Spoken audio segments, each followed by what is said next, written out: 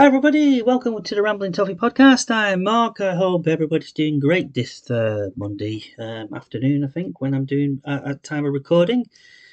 Well, here we go again. What shall I talk about today? There's something bothering. Yeah, what is it? I wonder what's going on my mind at the moment. Everton Football Club, another 3 points away at Burnley. Fantastic. If it continues, it is absolutely amazing. I can't remember the last time that I felt so happy about, seeing my team, perform week in, week out, getting wins, win after win after win, not conceding goals, and actually watching games of football and don't feel nervous or panicky that, we may end up losing this game.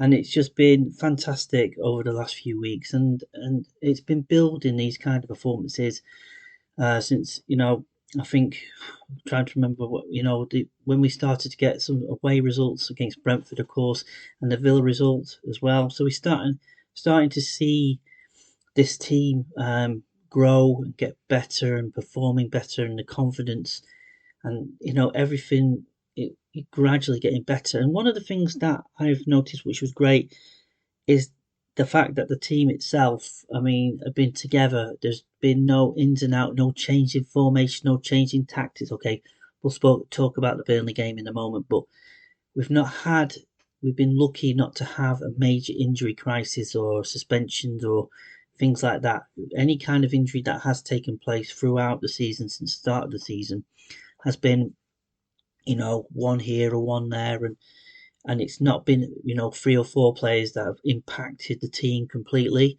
So we've been quite good to actually. The great thing is what I've also seen over a period of time is seeing this team grow together as a group, and because there's not been injuries or anything like that, or any kind of suspensions, that group have grown together. And because the group's small as well, we haven't got a massive squad. It seems to be the management of Sean Dyche's coaching team is to get this team together as a group, and it seems to be also what we're also seeing with these players is that they've got characters, they're good, genuine people, they're they're for the team, and it seems to be the players that we have currently are come across as really genuine good people. And I think 99% of football players in this country, not just Everton players, are are good people. But what you find in different teams is that they're more individual based, and they focus more on themselves. And they're the performers that score the goals, and you see them in the top clubs.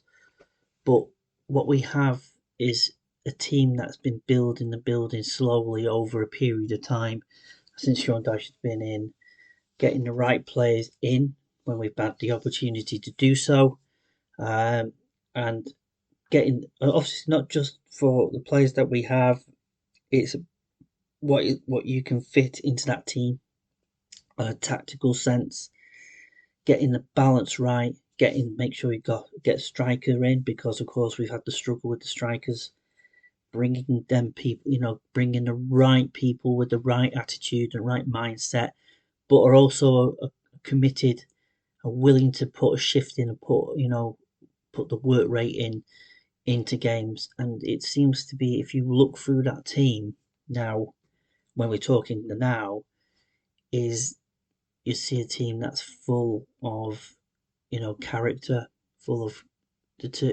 commitment, and full of that grit and determination. The dogs of war, somebody mentioned. I, I don't want Everton to be pictured as dogs of war, because I want them to be uniquely for them, for the team itself. But what we're seeing is that grit. We're seeing that workmanlike type of workhorse, workhorse, not work shy. They can go out there week in, week out, will put the shift in, put the commitment in, playing for the shirt, playing for the badge, playing for the fans, playing for that club, playing for them, not just them individually for themselves, but playing for the team, playing for the players that their colleagues, the people that they're playing with, and it's all about that's what has been building momentum over the last few weeks, and especially over a period of time. But what puts this team more and more together, more and more committed together, I think what adds to it is by winning football matches and being determined enough to go out there and want to win football matches. That's the momentum shift. That is about momentum, it's about confidence in your own ability, not just as an individual player, but as a team. And also about trust and about confidence in your colleagues on the field, and knowing what they do, knowing what their role is, and that comes down to also the manager and the coach. I get there in the end, going around these things, but basically, implementing on a training field with these players. This is your role. This is what you do. This is what I want you to do, and you stick to that role and stick to doing it. And when the individually early period of this, and when gradually building on this, and we've talked about how the season's gone in hindsight, and the games that we've had at home predominantly, where basically we created so many opportunities, and we've never put the ball in the back of the net. And that mentality at that beginning is that we seem to try and try, and we had all the opportunities. Then the confidence that is not there at that point in time to keep on going and keep on trying to keep on scoring, to get the goal, and to get wasn't there at that point, because it seemed to be put all the effort into it for a period of time, and then for some reason we let the opposition back in, they score a goal, the confidence drop, and then it was like drop. And then you can see that, but when you see that, you can see this in hindsight now. That could be what's happened then, because confidence is a massive key. But also these players at that point in time. So if you add newer players into the squad, like an Ashley Young, Mikolenko, who's been in the squad but wasn't performing at that point in time, but he was obviously, we found out he's had an injury for the last 18 months. But um, you know, it plays newer players like the Jack Harrisons, who wasn't ready to come in. We still had the same squad from last season, and we hadn't had any fresh new players coming into the squad at that point. I mean, Beto came in, but it was like not. It was a little bit later into the transfer window, so we didn't get to see him. We had Dominic Calvert-Lewin out, so we still had a core of players from last season, and we didn't have that balance at that point. We had to move players around to fit in, to try and get a balance of some sort.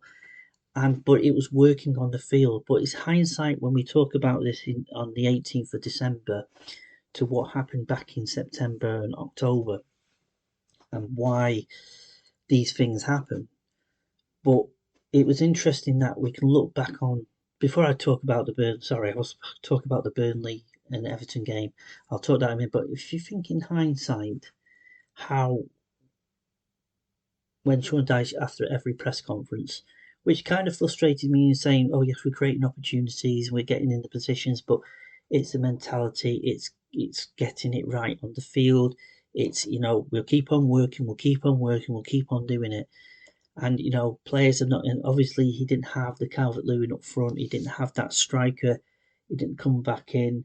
He didn't have that outlet that we needed at that point in time. So you can understand missing players that we need. Jack Harrison was not available at that point. So it was like Danjuma came in late as well. So it's kind of, we didn't have that balance that we needed. Obviously, we can look back now with Danjuma's not really being given an opportunity to be in the team, because when he has had that chance, he's fluffed it to an extent. So it's been Jack Harrison and obviously Dwight McNeil. And Dwight McNeil had an injury as well, and he had to come back into it. So there's little things that were ongoing around that point in time. But when you listen to Sean Dyche, because throughout the period of time, it wasn't, I've always had a kind of a doubt about if he's good enough manager for us going forward. But he's been confident in what he said week in, week out. We'll keep on working. We're going to keep on doing what we're doing on the training field, and we will get this. You'll see the difference. And we started to see that away from home, and but at home we were still struggling at home in a sense that we got the opportunities, created the opportunities, but there was still that lacking confidence and lacking the belief in the players uh, for it to the big word click. Something was not clicking at home at that moment and getting it right. And because we were losing, I think the pressure started coming from us as fans onto the pitch to the players. Players were picking up on the negativity around everything. Obviously, we still had the takeover scenario and all the other wonderful things going on behind the scenes. So there's a lot of negativity about, and you see that more at home, but because more and more, and that was transcending. So there was a lot of things going on at that point. So for me personally, it was like, do I believe that Sean Dyche is the manager that's going to take us into the new stadium and grow this team to, get us into Europe and move us further forward? Obviously, hindsight at that point, I felt that maybe he's only here to as a stopgap. And next season when we're back, things are sorted out off the field and all the things like that I've done, we will look at a new manager and move on. In that sense, that was my thinking at that point. But I've over the last few weeks or so, I've ate a lot of humble pie. Um, question again about Sean Dyche: is he the right man to take us forward into the stadium? At this moment in time, if we continue the form that we are going on and going into, then yes, that's a given on me. And humble pie is like as I'm going to talk about the Burnley Everton game in a second, I'm going to have to eat a bit of humble pie about another player who I've been very not very confident about when he has played earlier this season. Of course, is Michael Keane. So anyway, I digress. I'll speak more in a bit about way forward for the team. But yes, we move on. Everton 2-0 winners against Burnley on Saturday evening. One it was a great performance in so many ways, and people might disagree with me. With me, my what I felt, what I saw the team. And the performance wise, I felt that it was a job well done, and it was a good performance. It was set up in a way to get at the end of the day is get results, and that was the main thing. And what I felt was really really good about that game was, of course, with injuries and suspensions, which we have picked up now as we're going into Christmas. If I was speaking in October, November, and we've had injuries and everything else, I would be absolutely really, really worried about our December, especially December fixtures. I'm thinking, are we going to get through those fixtures? I'm very concerned about, can we pick up any points throughout the Christmas period? We still got, obviously Tottenham and Man City coming up through the Christmas period, but you know, injuries were there. Mikalenko was an enforced change late on, so a decision was made. Of course, with Ashley Young not being injured and Seamus Coleman being injured, Nathan Patterson came in. He obviously ended the game against Chelsea. That was the right decision, and he played quite well against Chelsea when he did, get into the game. So it was good, and we all want to see more of Nathan Patterson to give him the opportunity to make sure that he is the first choice going forward. So he came in, Michael Keane came in, and Ben Godfrey came in. So my first initial reaction was for that was going to be like Ben Godfrey playing a Mikalenko position and basically Michael Keane, so it'd be a 4-4-1-1 position. But of course, the midfield, Idrissa Gueye was suspended as well. Of course, Jared Brantwaite, as I didn't mention, but Jared Brantwaite was suspended. That's why Michael Keane came in. So I was expecting it to be a 4-4-1-1. So we had Onana in the midfield, um, keeping his position from the Chelsea game when he came on for Idrissa Gueye. So everything The rest of the team was the same as usual. And when I saw that the formation would be like 5 at the back or 3 central defenders, and you've got a left wing back and a right wing back, with Dwight McNeil taking on that responsibility, I was thinking, okay, so he's doing this away from home. How is it going to work? And well, you saw the first half and how well I think confidence again. Again, it's not just about tactically. You have to change that because it's been thrown at them a day before the game, so they had to change it quite quickly. The players had to take that on board, but it just shows you what confidence does and what players with confidence in themselves and results and the way, and also that everybody knows everybody's how they play and how everybody's positions. Everybody knows what they do, what their jobs are, and what we find with Sean Dyche setting up this team for Burnley game is that he basically simplified things. Everything that he says in a press conference to the fan base, everything he says to the players is simplified. It's simple. Do this. This is your position. This is what you're going to do. This is your position. This is what you do. And that's what you're going to do for the whole game. This is what you are going to do. And what's fun about this, it been created, it had to be changed differently. So they have to adapt to that change. But what we thought it was like left over from the Chelsea game was we just went forward. For the first 10 minutes, yes, there was a settling in period. Burnley had the ball, passing it around, getting towards our goal, getting into positions that were a bit worryingly. But we settled down. Everybody did their jobs that they needed to do. But the press was the main thing. And that press was like right on their defensive and midfield throughout the whole of that 45 minutes. And it was like consistently. They wouldn't let them settle on the ball. They wouldn't let them, do anything because obviously Burnley's game is very much pass and movement.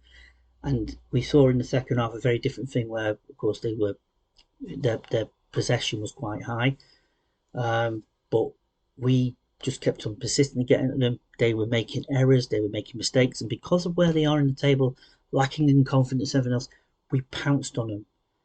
And what we're also doing is putting the ball in the back of the net, and we're scoring. So of course, Onana got the first goal, and our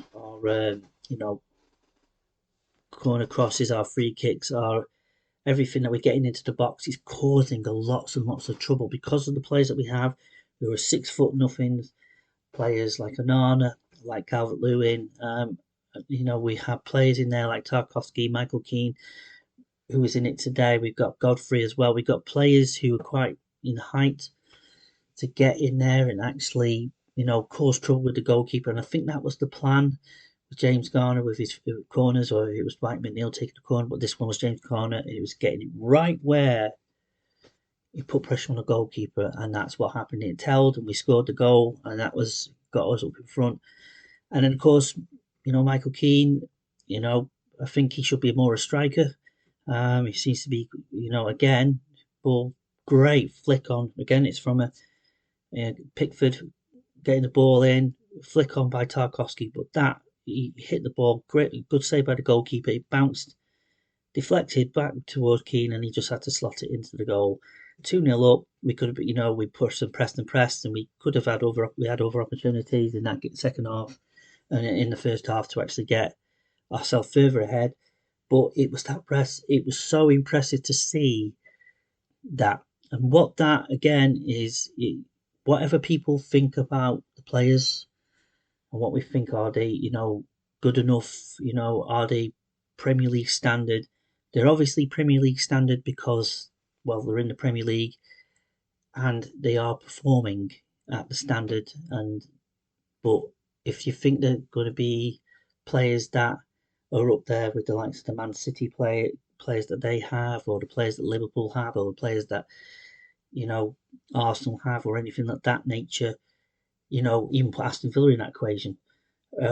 We've got talented players, but are they good enough to be at that level yet?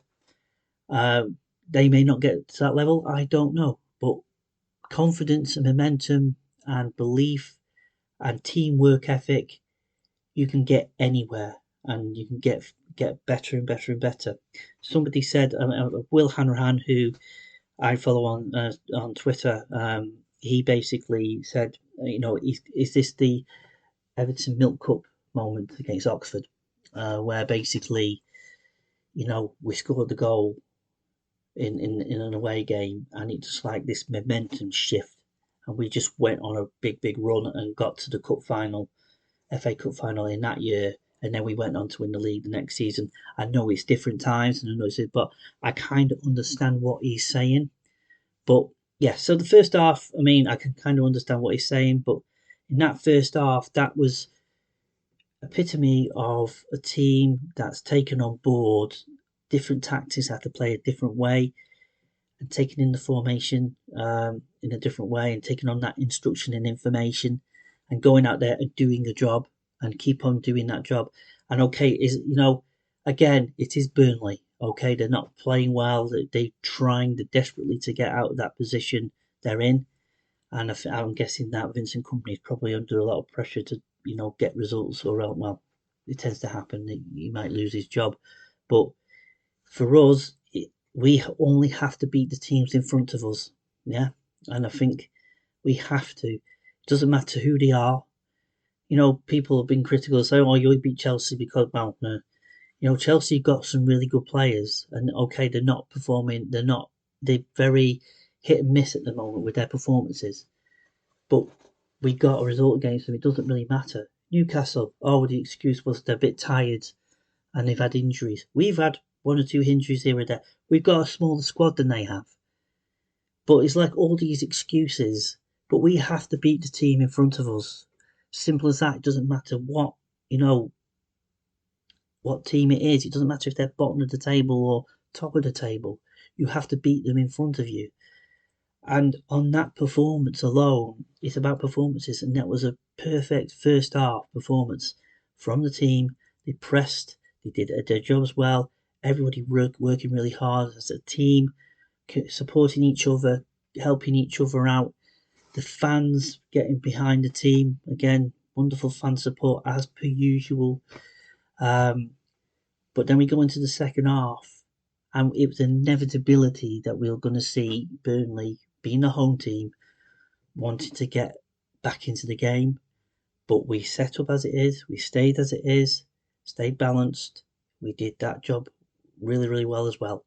They had, I think, only two opportunities that they had, one that Pickford saved and one that hit the bar, but it was offside. But in a defensive set, it was the siege mentality. He says, you're not getting past us. You're not going to get past us today. You're not going to score a goal against us. And you can see that. And he did get past us a couple of times. They're passing around the area. Pass. He did lots of that. But it wasn't to be. And, they couldn't do that. You could probably say, well, if that was like Man City or it was like any team. But then again, Man City are not exactly firing on all cylinders at the moment, are they? But any team up further up the table, they'll get them opportunities, they'll score. That's a different team, and that's if when we play them. So we have to see how that goes. That's the next game. But we have to be confident. Doesn't matter who we play in, we have to be confident going into them, because that's what we're seeing. We're seeing more and more confidence from those players. Those players working for one another, helping each other out, supporting each other on that field. They're taking on the instructions that have been given by the manager, but also they're enjoying their football, and they're full of confidence and full of belief, and that they believe that they have now got in their head that they want to win football matches and they want to play every week, and they want to be part of the team even if they're off on the bench and they've been sitting there for a long period of time and not getting that opportunity to. But they've been patient enough to sit there, and that's why, like in the first half, and you look in the second half when it comes to defensive performances, Michael Keane shone not just because scoring the goals, but he did everything right on the field. He was defensively really, really strong. He did everything on the ball, the headers going in, and he was worked tactically. The game worked for him. But also, you had James Tarkowski next to him, who was, immense again. And, Ben Godfrey came in and did a job as well. We didn't mention the first half, that the intervention where the ball They could have got a goal back just before half time, and he intercepted it as it was coming right across, and he got himself in that position. And it's going to give him a world of good and give him confidence to get himself in the team. To want, to get an opportunity. He might start tomorrow night. We don't know. We'll see how Mikalenko is. How he might just decide. We'll see how that pans out tomorrow evening. But they came in, they did their job, they did it to the best of their abilities. They've been out for a period of time, but why? For me, Michael Keane got the Man of the Match award. It's not just because he scored the goal. He had an opportunity, of course, in the second half where he hit the post twice, I think, from a cross. But he was there throughout the game. He was there for the clearances, getting him in the right position, heading the ball away, doing his job. And it was a good performance from him. But that's what you want. I thought Onana was fantastic in the midfield as well. He was controlling the ball, getting it, passing it, and moving around when he had the chance to. And it was just an all right, good team performance. And I think that confidence, you can see it. You can see it in their faces. They're happy, they're enjoying it. We're enjoying it on watching it on the TV, or the 2,500 who are in the stand, who again singing in the stands, singing all the songs, even Christmas songs and everything else, and even got the banners in the A4 card, found their way in. Uh, Good for them, but they were right behind them. And when you see a team unified like that, it's just amazing. And how long may it continue? But there is a genuine feeling that this team can go further if they want to. If people disagree with me, so be it. But I think there is a lot more to come with this team going forward. Is there any limitations? Well, in the team at this moment in time, I'm not going to try and be negative. I think Ashley Young didn't play in the game, but I think his age is only there for experience, and he has played. He has played okay in games. Games lately that he's been in. He's had an okay performance, but again, I don't. I think Nathan Patterson needs to be the number one guy in that position going forward. I think Ashley Young should be there on the bench if needed for experience purposes to have him in. To come on. But also we've got Seamus Coleman as well. They need to be more bit part players to an extent. But give him dues. He's played okay, but his legs, for his age, his legs are not he's a little bit slower going so than he used to be. So you need to we need to get Nathan Patterson playing more regular games to get him more and more confident, comfortable, playing with Jack Harrison, because it seemed to work with him now because his pace was getting himself forward, and it seemed to work with that tactic because it got Jack Harrison a little bit more room to get forward, get crosses in, and get into positions that he needs to be. So it was a little bit more of a better performance from Jack Harrison than it has been lately.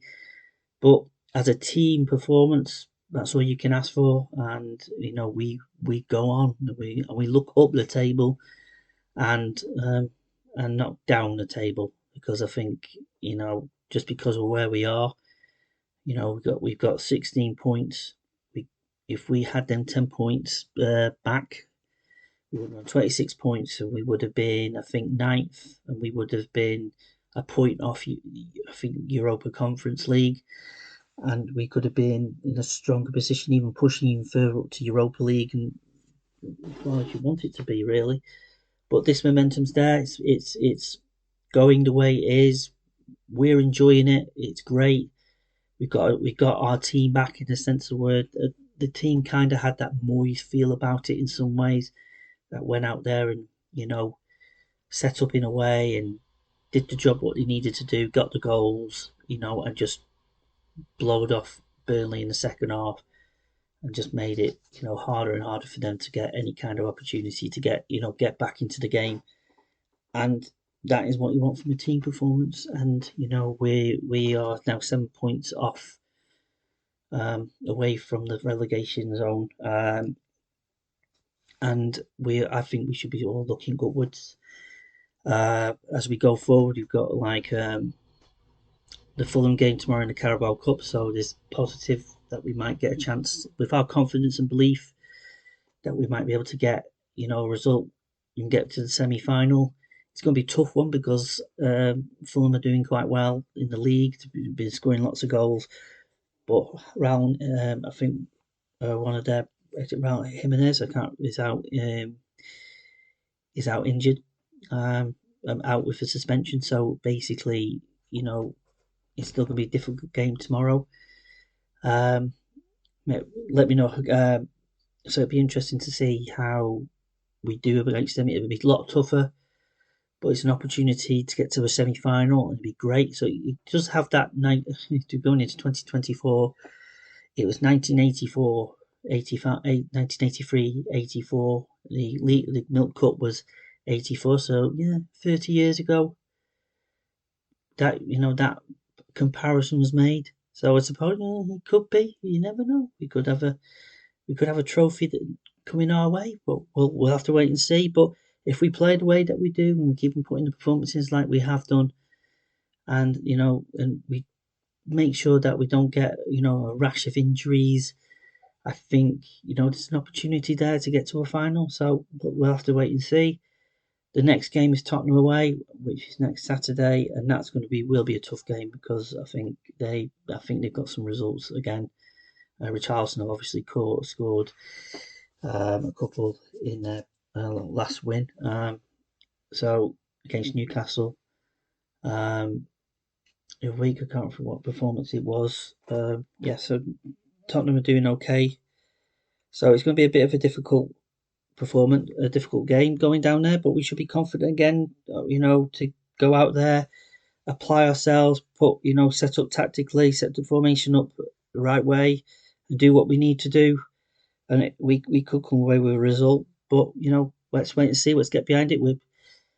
We're a positive, run of results, and these wins are just going to have given the boost not just to the club but the fans. That the players are really really confident. They know what they're doing.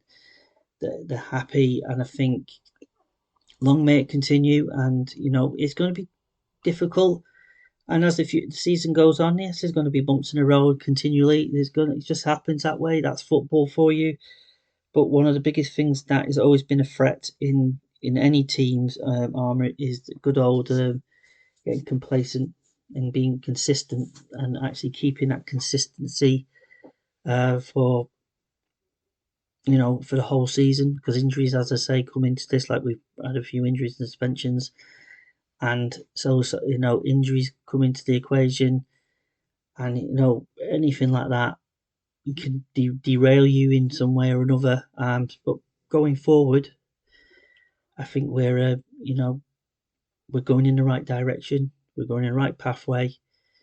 It'd be interesting to see if we can get any kind of funding. I don't know for transfers in January, but the way the club is at the moment, and we're living on basically 777 partners putting money in as equity into to keep the club going monthly, and the stadium as well. So it'll be interesting to see if we have any kind of funds to bring anybody else in to just keep the team, get a little bit, stronger team going forward. That we've got backup, we've got players on the bench that we can bring on. So we'll see how that pans out. So, but I will say you've got Michael Keane and Ben Godfrey, who we're all concerned about, and that they are backups there now. So at least we've got somebody there. If they can keep themselves consistently doing well when they do get the opportunity to do so, and stake a claim to get the centre backs position out of Tarkowski and Branthwaite, which is going to be difficult. But when the opportunity do rise, and they can get an opportunity to settle into the team again, the opportunity is there. But at least we've got those players there, and if they can perform consistently week in week out, that'll be down to them. But we'll see how that pans out. But yeah, wonderful result again. Another positive result going forward. We're moving up the table. We're looking up, and again, put out to the fans who went to the game, who, was noisy as ever. It felt like a home game again. And it was just wonderful to feel this way at this moment in time. And hopefully, long may it continue. We've got a big game tomorrow, and every game that we have is a big game. But if we can get to a semi-final of a League Cup, that'll be absolutely amazing, and I think it'll be a massive boost to every Evertonian and for the club itself. That there's an opportunity there that we can maybe win something, which will be something very daring. But maybe full of, why can't I'm being confident, but I'm making sure that I keep my feet firmly on the ground. Sorry about that. And hopefully, we can continue this form and we can continue going in the right pathway. Anyway, that's me done for today. I will do another podcast, which will be next Monday. I will do a review video, a preview video of the Everton Fulham game tomorrow. That'll be on video only, and I will do a video preview of the Tottenham game on Friday as well. So, but my next full podcast will be on Monday. So, everyone again, please give me as much feedback as possible. Give me any comments that you have about this podcast going forward. I want to grow it and get it better, not just this podcast, but as I mentioned last week, I'm planning a new podcast next year, bringing you guys onto my podcast so we can interact and talk about the Blues and everything else like that. So, be interesting year. So, anyway, on that note, thank you very much for listening. I'll speak to you all on this podcast next Monday. So, take care and bye bye.